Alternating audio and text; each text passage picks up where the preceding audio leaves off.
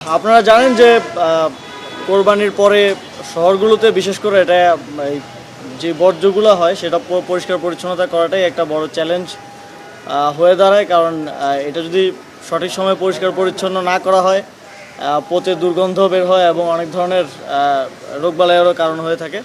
তো সেই জায়গা থেকে সিটি কর্পোরেশন, ঢাকার 2টা সিটি কর্পোরেশন 12 ঘন্টার মধ্যে এবার পরিষ্কার পরিচ্ছন্নতা করার চ্যালেঞ্জ নিয়েছে। আমরা আশা করছি আজকে রাতের মধ্যেই পুরো ঢাকা পরিষ্কার পরিচ্ছন্নতার যে সিটি কর্পোরেশনের যে কার্যক্রম সেটা সম্পন্ন হবে। ইতিমধ্যে আপনারা দেখতে পাচ্ছেন যে বিভিন্ন গাড়িতে বোঝাই করে বর্জ্যগুলো নিয়ে আসা হচ্ছে এবং আশা করি যে এই বর্জ্যের কারণে ঢাকার মানুষের ঈদ আনন্দ কোনোভাবেই হ্যাম্পার্ড হবে না। এটা একটু দুঃখজনক, কারণ আমরা প্রত্যাশা করি আমাদের নাগরিকরা অবশ্যই নিয়ম মেনে চলবেন এবং নির্ধারিত স্থানেই কোরবানি দিলে সেটা আমাদের জন্য পরিষ্কার পরিচ্ছন্নতা করাটা খুব সহজ হতো।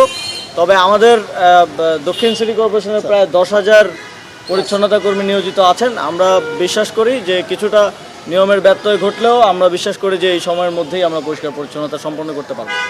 কখন থেকে ঠিক 12 ঘন্টা আপনারা আমরা কাউন্ট করব? 12 ঘন্টা কাউন্ট করবেন হচ্ছে যেই সময়ে আসলে বর্জ্যটা হয়।